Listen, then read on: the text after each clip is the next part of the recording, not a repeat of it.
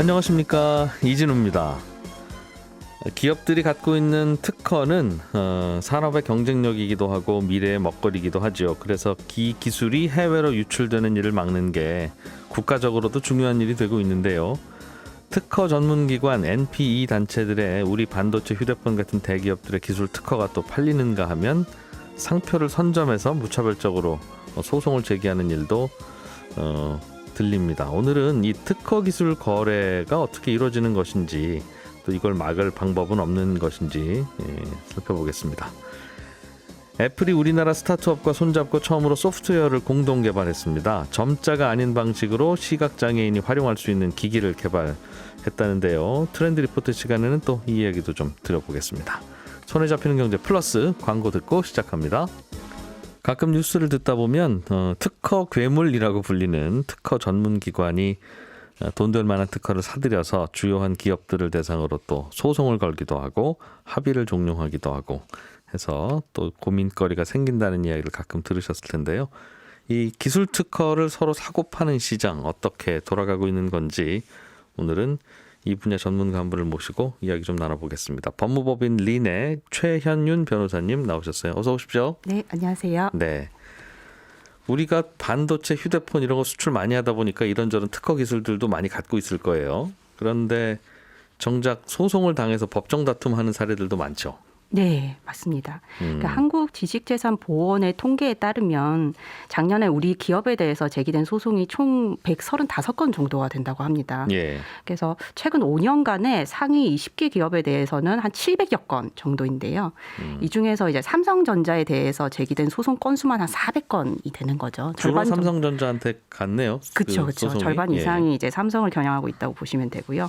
최근에도 그 아일랜드의 NPE인 스크래모지 테크놀로지라는 회사가 삼성전자를 상대로 소제기를 하였습니다. 그래서 이번 소송 사건은 사실 무선 충전 기술에 한정해서 제기된 것이긴 한데요. 근데 지금 현재 LG전자가 우리 휴대폰 사업을 이제 철수하면서 LTE나 5G 관련한 이제 원천 기술들을 좀 매각을 이제 하는 중이거든요. 그래서 이러한 원천 기술들이 이제 유출이 되고 또 NP들의 그 어떤 먹잇감이 된다면 국내 산업에 또 미칠 영향이 막대하지 않을까 그런 점인 거죠. 네. LG전자가 갖고 있는 특허를 이른바 특허 괴물, 또 중립적인 표현으로는 특허 전문기관 이 가져가면 예전에 LG전자는 시비 걸지 않았던 시비를 걸게 될 수도 있다는 말이죠. 네. 그렇습니다. 이게 기술 얘기라서 굉장히 좀 어렵기는 한데 무선 충전기 관련한 기술을 놓고 소송이 붙었다. 예, 맞습니다. 스크래모지 테크놀로지라고 하는 회사가 소송을 건 건가 봐요. 삼성전자한테. 네, 맞습니다. 이 회사는 원래 이 특허를 이 회사가 갖고 있었던 겁니까? 어떤 회사예요? 이 회사 같은 경우에 우선은 그 NPE 회사의 개념에 대해서 좀 설명을 드려야 될 것 같은데요. 이런 NPE 회사들은 비제조 특허 전문 회사라고 합니다. 그러니까 특허 받은 기술을 이용을 해서 실제 이제 생산이나 판매 활동을 해야 되잖아요. 네. 근데 이러한 특허 실시를 하지 않고 그냥 특허권을 이용해서 그냥 소송을 제기해서 수익을 창출하는 소송 전문. 맞습니다. 네. 그래서 완전 새로운 어떤 비즈니스 모델이죠. 2000년대에 닷컴 이제 붕괴 때 당시에 이제 헤지펀드들이 파산 회사의 특허권을 이제 사들이고 이거를 기반으로 해서 기업 소송을 하면서 좀 유행이 된 그런 수익 모델입니다. 그래서 한국지식재산보호원의 조사에 따르면 이런 고위험 NP 기업이 그러니까 우리나라 기업을 상대로 해서 소송을 지금 제기하고 있는 그런 기업들이 한 40여 개 정도가 있는 것으로 파악이 되고 있고요. 그러니까 많은 경우에는 이 NP 하나당 어떤 한국 기업에 대해서 40개 이상의 소송을 제기하고 있는 것으로 확인이 되고 있습니다.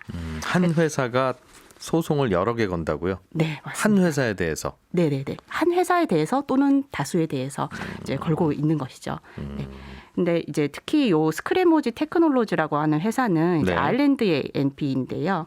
이 회사의 자본을 투자한 것이 마그네타 캐피털이라고 해서 그 예전에 애플이나 LG전자, 뭐 삼성전자에 대해서 특허 소송을 진행한 솔라스 올레드라는 회사에도 또 투자를 했었습니다. 그래서 이걸 전문적으로 하고 있다고 봐야 되는 것이죠. 이런 회사들. 네. 이게 뭐 결국 이렇게 소송이 붙으면 이제 그 판단이야 이제 재판정에서 할 거고 기술적인 이야기는 이렇게 보면 저렇고 저렇게 보면 이렇고 그래서 복잡하기는 할 텐데 이게 특허를 침해하는 여지가 있으니까 또 소송을 하는 거기도 할 거고. 네네. 그런 거겠죠? 네, 맞습니다. 네. 이게 그러면 이분들이 특허를 사들여서 공격을 하는 거니까 누군가는 팔았을 텐데. 예. 원래는 누가 갖고 있는 특허를 그럼 사들이는 거예요? 그렇죠. 그래서 해당 기업들이 사실 직접적으로 어떤 판매를 하는 경우라기보다는 네. 그 기업의 이제 재료를 납품하는 계열사 등이 이제 사업 부진을 이유로 해서 네. 특허권을 매도하는 경우가 많았습니다. 그래서 아까 말씀드린 그 스크래무지 사례 같은 경우에도 네. 사실 그 원래 LG전자의 무선 충전 그 모듈을 개발 생산해서 납품하던 LG 이노텍이라는 계열사가 있거든요. 네. 그래서 그 회사가 이제 사업 부진을 이유로 해서 공개 입찰을 한 것입니다. 공개 매각을 했고 이 특허 사갈 사람 손들어 해서. 네네 맞습니다. 그래서 경쟁 입찰을 통해서 그 회사에서 200여 개가 넘는 특허를 한 50억 원 정도의 이제 매집을 한 것이죠. 그러니까 LG전자 휴대폰의 무선 충전기 기술을 LG 이노텍이 갖고 있다가 예. LG전자에 납품을 했는데 LG전자가 휴대폰 사업 안 하니까 본인들도 그럼 그 특허 굳이 갖고 있을 필요 없다.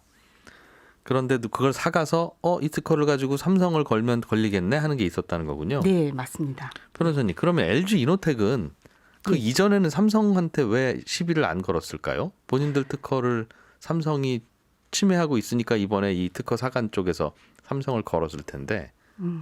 일단은 그 사업적으로 네. 어떤 경쟁 관계에 이제 있고 국내 이제 사업자의 어떤 경쟁 관계에 있는 사업자로서 예. 이제 특허 경쟁을 좀 출혈적으로 그렇게 할 요인이 사실 많지 않았다고 저는 생각을 그게 하고요. 주수익 모델이 아니니까 그냥 넘어갔다는 그렇죠. 거죠. 그런 것보다는 이제 기술 개발을 통해서 어떤 정상적인 사업 소득을 이제 창출하는 것이 사실 기업으로서의 정상적인 이제 형태이기 때문에 이거 하려면 변호사도 비용도 많이 들이고 해야 되니까 피곤한데. 네, 맞습니다. 회사 네. 자체가 변호사들로 이루어진 회사는 한번 해볼 만하다는 거군요. 이거. 이런 특허 전문기관 NPE 특허 괴물이 사들이는 특허는 뭔가 돈 될 만한 걸 고를 것 같긴 한데 네. 특징 같은 게 있습니까? 한 세 가지 정도로 이야기되고 있는데요. 우선은 뭐 다수 사업자의 경쟁이 이루어지고 있는 기술 분야이고 경쟁 사업자들로부터 라이센싱 수익을 올릴 수 있는 그런 특허여야 하고요. 돈 될 만한 특허 1번. 예, 맞습니다. 예. 그리고 두 번째로 이제 적용 범위가 이제 넓어서 많은 사람들이 사용하고 있는 그런 특허. 예. 네, 그래서 다수의 사업자를 공격 대상으로 해서 승률을 올릴 수 있는 그런 특허를 이제 보유하려고 하는 특징을 보이고 있고요. 예. 마지막으로 이제 당연히 취득 비용이 좀 저렴해야 되겠죠. 그래야지 이제 경제적 이익을 극대화할 수 있기 때문에 그래서 이러한 요건들을 충족시키는 것이 주로 이제 소프트웨어나 바이오 관련한 특허라고 말해지고 있고요. 예. 최근에는 해외 진출이 활발하고 또 실제 그런 배상금을 지불할 여력이 있는 제조업 분야의 대기업들, 뭐 삼성, LG전자 같은 그런 대기업들이 주요 타겟이 되었습니다. 이거를 살 때는 그러면 어떤 특허인지 분석을 먼저 하고 돈 내기 전에 이거로 저 기업한테 걸면 돈 좀 되겠구나 하는 걸 미리 판단이 다 된 상태에서 사는 겁니까? 네, 맞습니다. 그래서 이제 공개 매각 절차를 하면은 그런 실사를 다 하기 때문에 특허 이제 내용에 대해서 이것이 돈 되는 특허인지에 대한 분석을 다 하고 이제 구입을 하는 것이죠. 특허는 일단 특허를 낼 때 특허 서류를 쭉 내니까 그거 말고 더 공개해야 할 정보는 별도로 없는 거죠. 그러니까 그냥 그 특허 보고 각자 판단하는 거겠죠. 네, 맞습니다. 특허 명세서라고 하는데 예. 그런 특허의 내용이 일반적으로 다 공개가 되어 있기 때문에 이제 그런 것들을 쉽게 이제 입수를 해서 충분히 이제 그렇군요. 가치에 대한 조사를 하는 것이죠. 보통은 얼마 이게 뭐 금액이 그때그때 다르겠습니다만 보통은 얼마쯤에 사고 팔고 나중에 혹시 이거 소송이 걸려서 보상금을 받으면 예. 받는 돈은 어느 정도 규모입니까? 그러니까 사실 이 MP 관련 소송의 이제 경과나 그 특허 수익 같은 부분이 정확하게 통계로 나와 있는 부분은 없습니다. 그리고 우리 기업들도 관련한 내용의 공개를 좀 꺼리다 보니까 좀 말씀드리기 조심스러운 부분은 있고요. 다만 이제 패소한 경우에 실제 배상된 금액 좀 알려져 있는데 네. 현대차나 SK 하이닉스 등 대기업의 사례를 참조해 보면 한 건당 뭐 하나로 한 300억 원이 넘는 규모입니다. 그래서 예. 중도 합의를 하더라도 이것과 비슷한 수준, 만만치 않은 수준일 것으로 예상이 되고요. 이러한 수익은 결국에는 또 재투자, 또 다른 특허를 다수 매집해서 예. 또 공격을 하는 수단으로 활용될 것으로 추정은 되죠. 보통 살 때는 얼마에 사요? 보통 이렇게 한 300억 정도 번 특허를 살 때는 네. 이번에 그 LG 이노텍 사건 같은 경우에는 예. 그게 전체 200건에 대한 부분인지는 명확하지는 않는데 네. 미국 내 특허만 하더라도 한 50억 원 정도의 매입을 한 것으로 알고 있습니다. LG에서 사간 가격이 예. 그렇군요. 거기에 이제 이런저런 소송 비용 뭐 더해야 나중에 이걸로 충당할 수 있겠죠. 네. 중간 인건비는 더 드려야 되는 거니까. 알겠습니다. 가끔 이렇게 특허 소송에 휘말리고 나서 이런 휘말린 쪽에 대개는 우리나라가 피해 기업들인데 특히 삼성전자한테 물어보면 아유 이런 거 하나둘이 아니에요. 뭐 계속 걸려와요. 이런 얘기를 들어요. 맞습니다. 그러면 이게 그냥 억울해서 당하는 소송인가 괜한 시비를 거는 건가 싶으면 가끔씩 이렇게 배상하라고 판결도 나오잖아요. 네. 그러면 소송을 당하는 쪽 입장에서는 이게 소송을 걸면 걸릴 수 있는 건데 그냥 넘어가서 그런 겁니까? 아니면 진짜 억울한 거예요? 일단은 그 어떤 침해의 예. 여지라든지 그런 부분들은 법적으로 있습니다. 그래서 예. 실제 이제 소송 결과가 나온 부분들을 보면 이제 5년 내에 제기된 소송 중에서 예. 한 20건 정도가 일단은 소송의 결과가 나왔는데 네네. 그 중에서 실제 저희 이제 우리 기업이 패소한 건이 한 13건 정도 됩니다. 그래서 침해의 어떤 소지는 예. 사실 법리적으로는 있는 경우도 있다라는 것이죠. 이 네, 현실에서 법적으로는. 보기에는 있는 거 우리도 아는데 일일이 다 피해가고 뭐 하게 하는 비용이 너무 많이 드니까 그냥 갖다 쓰고 문제가 생기면 그냥 소송에 대응하다가 주자. 그게 기업 활동으로는 싸다. 그게 무슨 뭔가 이제 형사처벌의 문제는 아니고 민사의 손해배상의 문제니까 기업은 보통 그렇게 판단하고 기술을 갖다 쓰는 거예요? 아니면 진짜 네네. 억울해요. 쓰고 나면 막 억울해요. 아니 우리 특허 이거 다 확인하고 한 건데 야, 이런 식으로 소송을 거네. 뭐 이런 느낌인가요? 현장에서는. 사실 모든 기술 이제 특허들이 완전히 하늘나라의 새로운 것은 예. 완전히 다른 것은 없고 예. 아직 비슷하고 동일하거나 아니면 유사한 부분들은 있을 수밖에 없기 때문에 이제 그런 부분들에 대한 침해는 사실 이렇게 소송을 제기를 하게 되면은 예. 실제 문제가 될 소지들은 있을 수밖에 없다라는 생각이고요. 다 피해가서 그런 생산을 하기에는 어렵다. 네, 현실적으로 그쵸. 어느 예. 기업이든. 네. 그렇군요. 보통 이런 특허 기관들이 중소기업이나 중견기업들도 공격을 한다고 하던데 방식은 비슷해요? 네. 그래서 업종이나 규모를 가리지 않고 지금 제기가 되고 있는데 네. 카카오나 SK 하이닉스, 라인, 게임 회사 넥슨도 지금 제소를 당한 상태이고요. 네. 중소기업도 굉장히 다양하게 오디오를 생산하는 업체나 특수 전극선을 생산하는 업체나 이런 업종을 가리지 않고 많이 제소를 당해 있는 상태입니다. 그래서 공격하는 방식도 이제 대기업과 비슷한데, 네, 다행히 최근에는 적극적으로 이제 방어를 잘 했다고 해서 특허청에 좀 소개가 되는 사례들도 나타나고 있습니다. 그래서 지식 인식 분야 기업 한 군데는 2건의 소송을 당했는데 한 건은 좀 선제적으로 이제 소송을 잘 방어를 해서 비침해 판단을 받았고 나머지 한 건에 대해서는 좀 우호적으로 라이센스 협상을 진행 중인 것으로 알려져 있습니다. 합의를 중간에 본다 이거죠? 예, 대부분 사실은 합의를 보는 비율이 많습니다. 예, 그래서 아까 말씀드린 그 5년 이내의 통계 중에서도 한 700건 제기된 것 중에서 한 57% 정도가 이제 중도 취하인 거죠. 예, 합의를 봐서 이제 취한 것으로 알려져 있습니다. 그렇군요. 이게 우리가 걱정하는 거는 이게 이런 뭔가 특허권이 사고 팔리는 과정에서 네. 원천 기술이 유출되거나 그렇지는 않을까. 뭐 간단한 특허 사고 팔고 이거 잘 사서 좀 더 비싸게 소송 제기하고 하는 거야. 뭐 그럴 수 있는데 그런 걱정은 없습니까?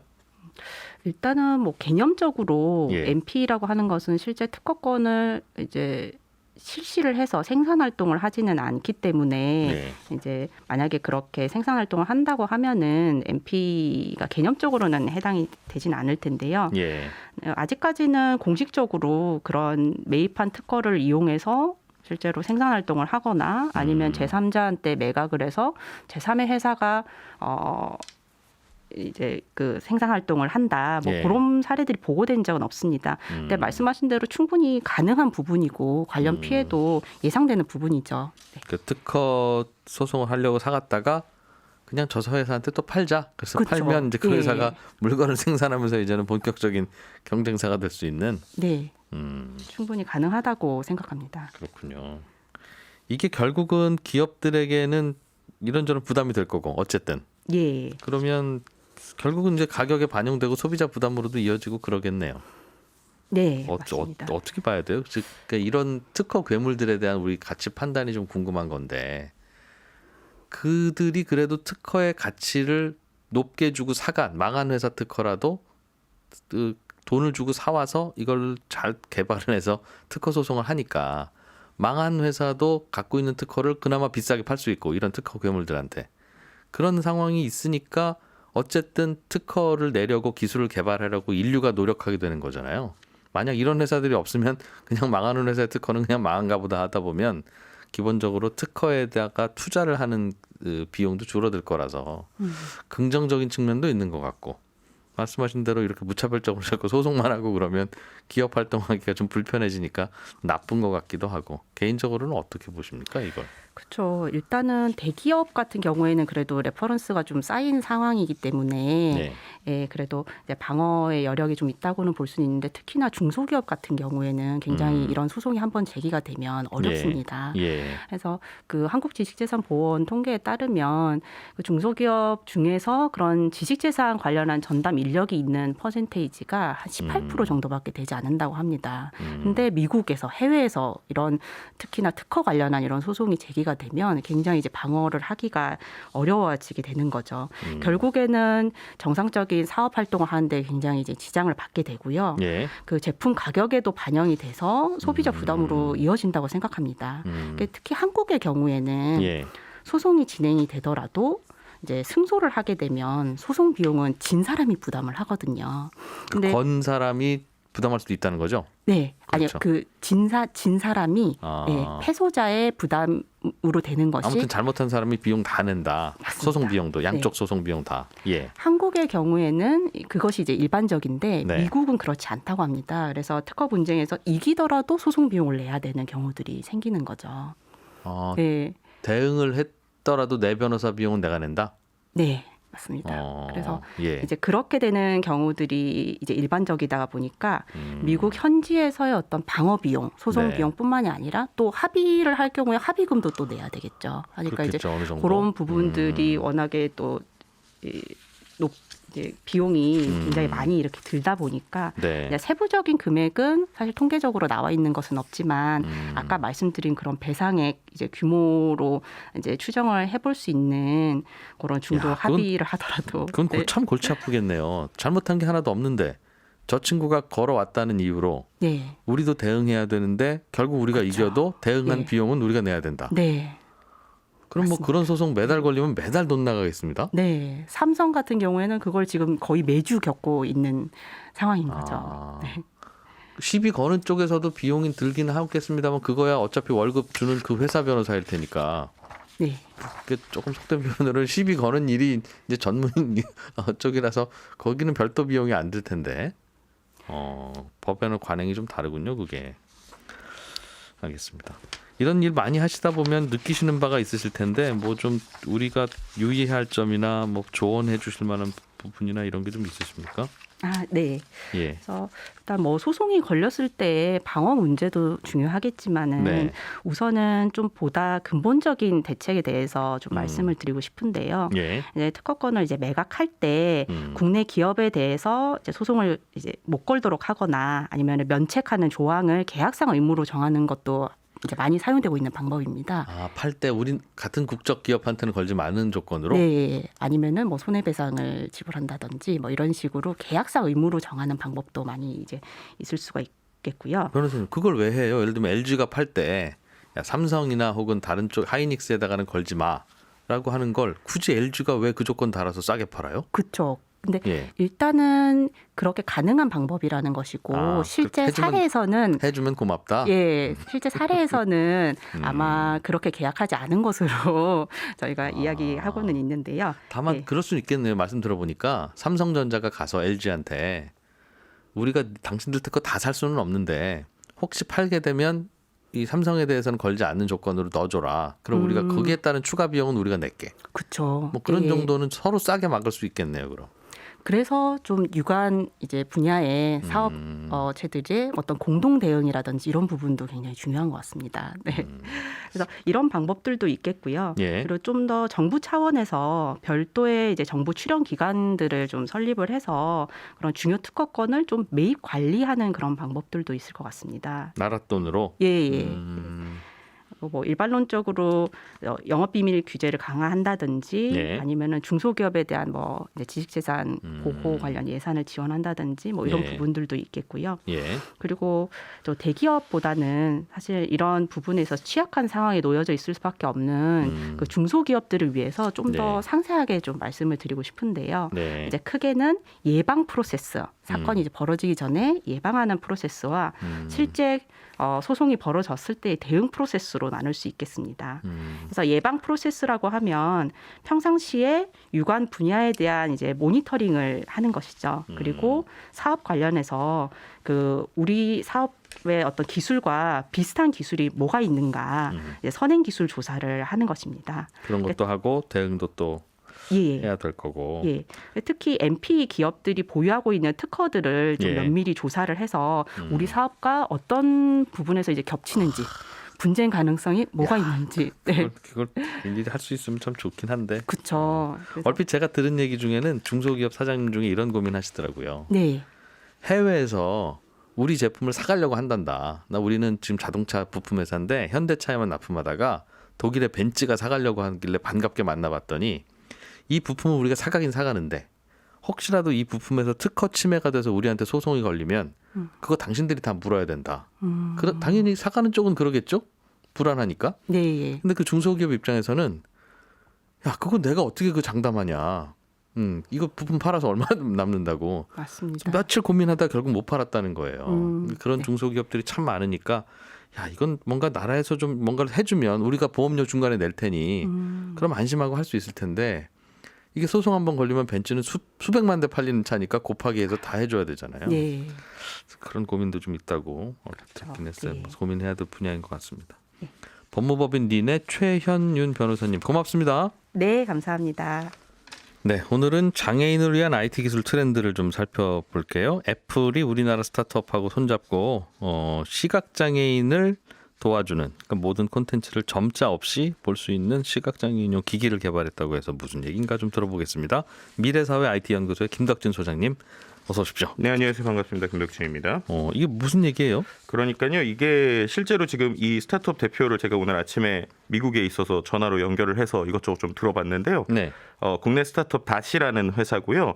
애플과 2년 동안 공동 개발을 이제 하기로 이제 알려졌습니다. 정확하게 표현을 하면 말씀하셨던 그 기기, 그러니까는 어떤 그 점자 대신에 시각장애인들에게 보여주는 기기는 이 스타트업인 닷에서 만들었고요. 근데 이것에 들어가는 앱들을 어떻게 보면 지금 애플이 가지고 있는 아이폰, 아이패드용 소프트웨어를 여기서 바로 볼 수 있게 하겠다라는 것들에 대한 협력이라고 보시면 될 것 같아요. 기술은 이미 개발해서 네, 갖고 있고 네 맞습니다. 그걸 앱으로 만드는 걸 애플이라고 한다고요? 네 맞습니다. 그러니까는 이게 지금 기존하고 제일 다른 방식이 네. 기존에 이제 시각장애인 분들께서 정보를 보기 위해서는 전자정보 단말기가 별도로 있어요. 그럼 그렇게 되는 건 뭐냐면은 우리가 특정 텍스트 내용을 이제 보게 되면 그 네. 텍스트가 이제 점자의 형태로 이렇게 드러나게 돼서 그 부분을 읽는 형태거든요. 눈이 안 보이시는 분들이니까 네, 그렇죠. 텍스트가 있는 파일을 연결을 해놓으면 그 글자가 네. 손끝에 뭔가 패드,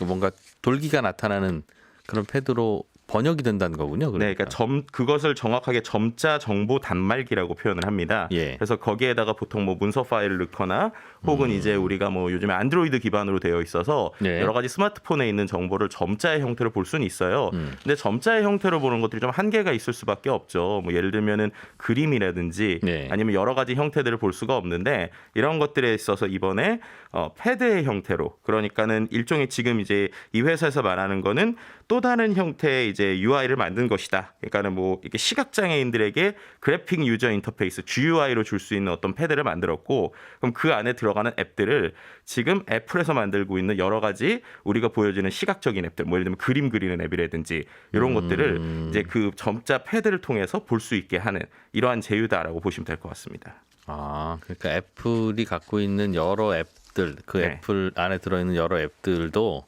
다 시각장애인들이 느낄 수 있게 그림은 그림으로 느껴지고 그렇죠. 글자는 글자대로 느껴질 수 있게 네. 그 애플 기기 안에 이 기업이 개발한 소프트웨어가 들어가야 되겠네요. 네, 그래서 이제 그 두 회사가 같이 지금 만들고 있는 게 예. 촉각 앱을 개발할 수 있는 가이드라인 API도 만들고 있어요.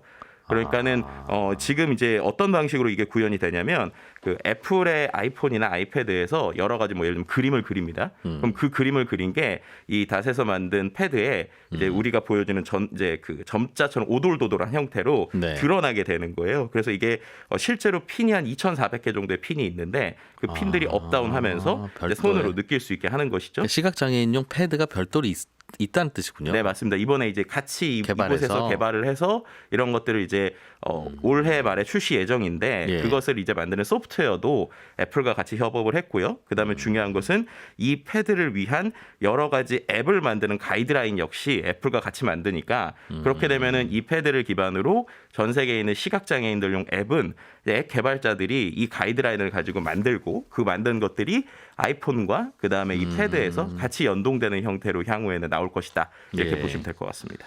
그동안에는 뭔가 그림을 표현해 주려면 어떻게 표현했습니까? 생각해 보니까 저도 네. 그 생각 못 하고 살았네요. 그러니까요. 이게 참 우리가 시각장애인 분들이 그러면 이러한 정보와 인터넷을 어떻게 느낄까에 대한 고민들이 참 많이 있었어요. 네. 그러니까 일단은 지금 그 일반적으로 보시는 방법을 두 가지로 좀 간단하게 설명을 드리면 첫 번째로는요. 우리가 이제 웹 접근성이라는 이야기 아마 들어보셨을 겁니다. 네. 그래서 인터넷에 뭐 시각장애인 분이나 이런 분들 접근할 수 있게 하는 것인데요. 그게 대부분 어떻게 돼 있냐면 그 시각장애인 분들이 보시는 컴퓨터에는요.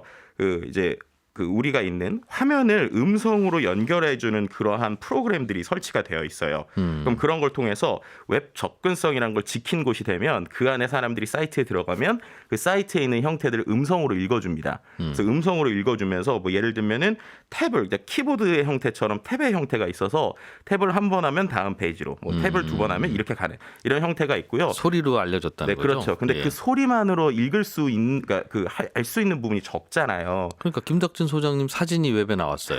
그렇죠. 그러면 이걸 어떻게 표현합니까? 그렇죠. 그림을? 네, 말로? 그러다 보니까 지금 그림도 표현을 못 하고요. 예. 이제 더 실무적으로 이제 그 사용자들이 안타까워했던 게 또 하나 있는데 바로 표를 읽는 문제입니다. 표.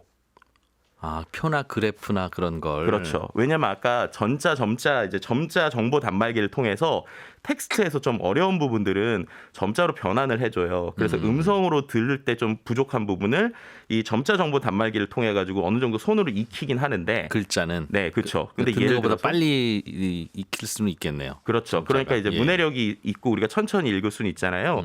근데 표의 형태로 되어 있는 숫자를 우리가 보통 음성 인식이 어떤 식으로 읽어주는지를 생각을 해보면 상당히 복잡하고 번거로울 수밖에 없어요. 그러네요. 이런 꺾은 선 그래프의 10년치 모습을 보여주면 그렇죠. 그거를 그래프로 보여주면 딱 들어오지만 그걸 그 그래프를 말로 설명하자면 참 어렵네요. 그렇죠. 그리고 예. 또 거기서 또 이런 것들도 있습니다. 예를 들면 성적표라고 생각을 해보세요. 성적표가 우리가 이렇게 모양이 있으면 국어 30점, 뭐 영어 국어 30점 너무 낮나요? 국어 뭐 80점, 예. 수학 70점 이런 식으로 나오는데 그게 표로 돼 있으면 보통 국어, 수학, 영어가 위에 써 있고 예. 점수가 밑에 써 있고 표의 형태로 있잖아요. 그렇죠. 그 우리가 눈으로 보면 위아래니까 당연히 국어 80점, 수학 70점 보기 좋아요. 예. 근데 이거를 만약에 보이스 오버나 음성 읽는다고 생각을 하면 국어, 수학, 영어, 미술, 그다음 80, 70, 60 이런 식이니까 그런 식으로 읽어준다는 거죠. 그렇죠. 그러니까 이거에 대해서 이제 인지할 수가 없는 거예요. 그리고 이것이 이제 가장 큰 문제가 그렇다면 금융에 연결돼 있는 쪽으로 가면 이게 문제가 심각해집니다.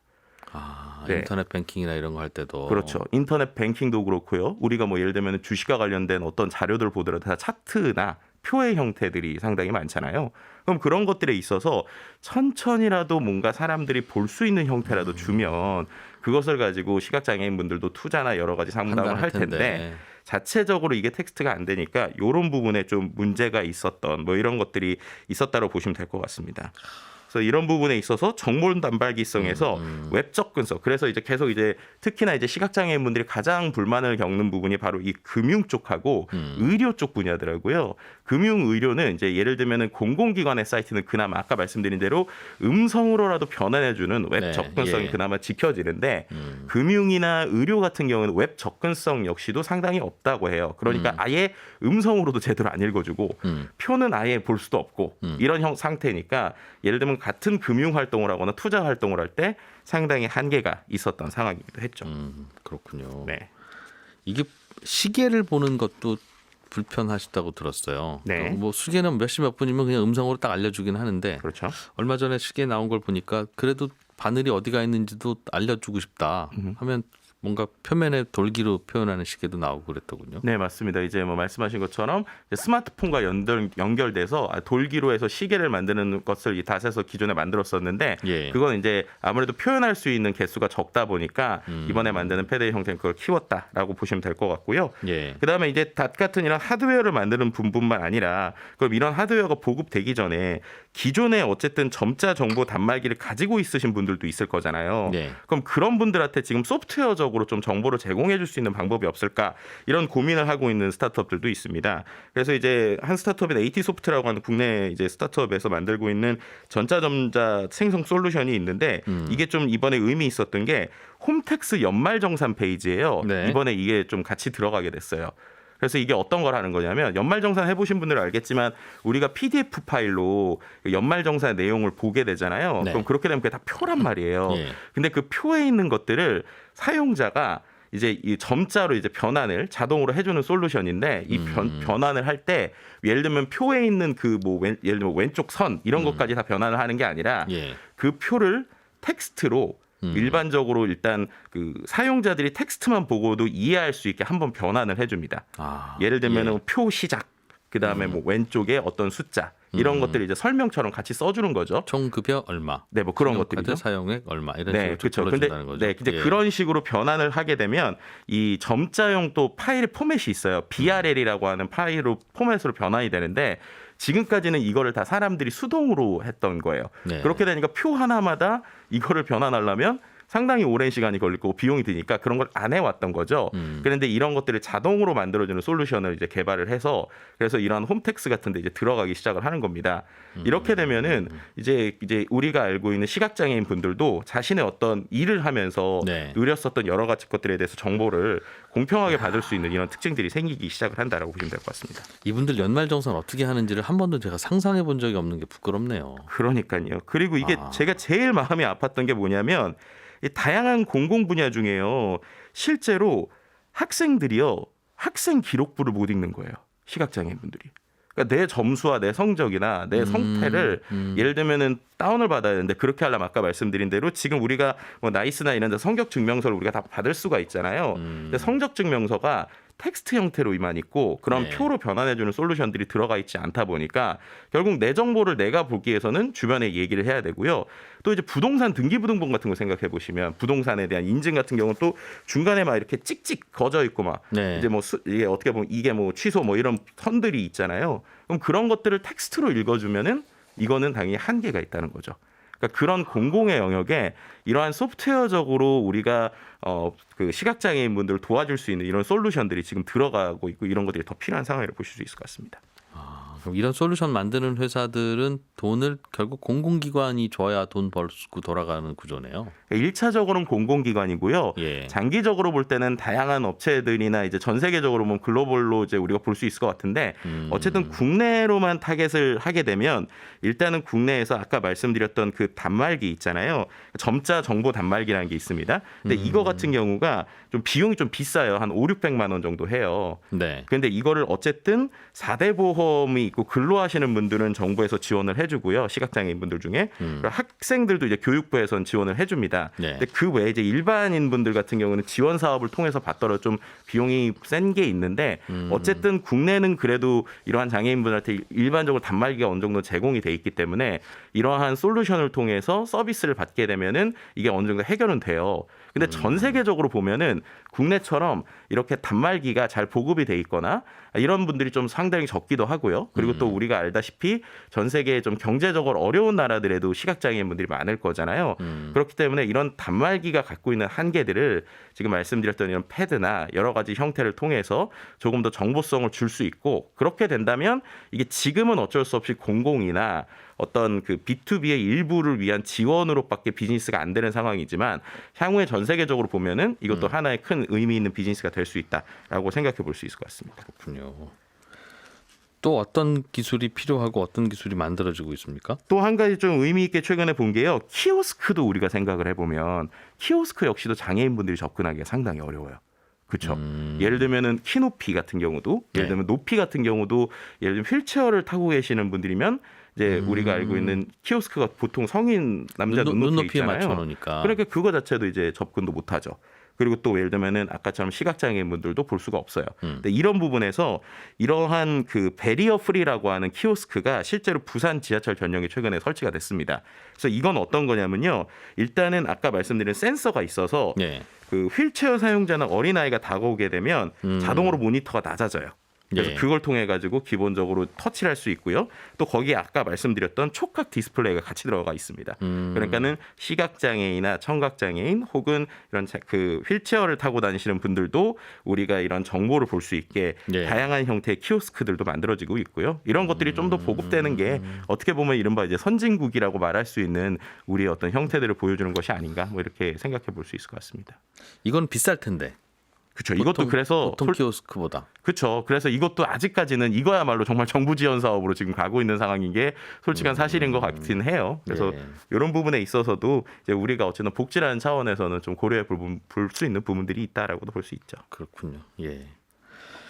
미래사회 IT 연구소의 김덕준 소장이었습니다. 참 지난주에 네. 오셨다가 저희 그 커피타임이라는 팟캐스트 네, 갑자기 하게 됐죠. 출연하셨었죠. 갑자기 오셔가지고. 거기서 뭐 알려주신 정보 중에 이건 그거 아닌데요. 네. 댓글들이 제가 많아서 이진우 기자님 놀리는데 집중하느라고 제 본분을 못하고 실수한 부분이 좀 있어서 정정을 좀 무슨 내용이에요? 해야 될 것 같아요. 그러니까 갤럭시 S22 이야기 하다가 네. 그 안에 들어가는 이제 그 AP라고 그러죠. 애플리케이션 프로세스. 그러니까 모바일의 CPU라고 할 수 있는 예. 그게 이제 기존과 다르게 국내 출시 제품에도 삼성이 만드는 엑시노트가 아니라 퀄컴의 스냅드래곤 8이 탑재된다는 이야기를 했어야 됐는데 그 얘기를 좀 잘못 꼬여가지고 삼성이 이 AP 자체를 안 만든다 뭐 이렇게 이야기를 제가 했더라고요. 그래서 그 부분을 좀 정정을 드리고요. 삼성전자가 2011년부터 독자적으로 이런 엑시노트 만들고 있고 시장을 키우기 위해서 지금까지는 한국판 갤럭시랑 유럽 버전에는 대부분이 삼성전자에서 만든 엑시노스가 주로 채택이 됐고요. 미국과 중국에서는 퀄컴께 이제 채택이 됐는데 이번엔 둘 다 삼성께 아닌 퀄컴께 들어가서 이게 어떻게 된 거냐라는 여러 가지 논란들이 좀 나오고 있는 상황이 그게 됐습니다. 이제 성능이 만족스럽지 못하니까 뭔가 이상한 일이 벌어진 거겠죠? 네, 수율의 이슈에 대한 뭐 사람들이 좀 지적을 많이 하고 있습니다. 그렇습니다. 미래사회 IT 연구소 김덕준 소장님이었습니다. 고맙습니다. 감사합니다. 네, 손에 잡힌 경제 플러스도 여기서 마무리하겠습니다. 방송 내용 혹시 다시 듣고 싶으신 분들은 저희 홈페이지 오셔도 되고요. 팟캐스트 이용하시면 재미있게 다시 들으실 수 있겠습니다. 저는 내일 아침 8시 30분에 또 와서 인사드릴게요. 이진우였습니다. 고맙습니다. 더 깊고 더 재미있는 경제 이야기. 이진우의 손에 잡히는 경제 플러스.